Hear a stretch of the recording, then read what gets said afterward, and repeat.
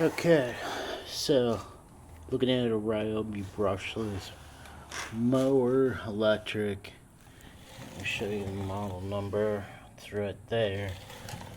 It's having issues with it shutting on and off intermittently. Found a solution to disconnect the safety switch. So if you look here, we've got the portion where the cable runs through all the way back. First I was thinking this cable was part of the safety switch. It is not. The safety switch is actually right there.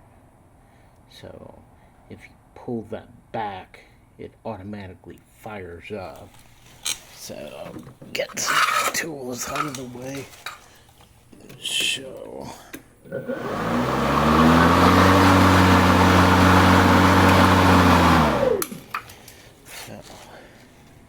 that is a safety switch, so I'm just gonna remove it.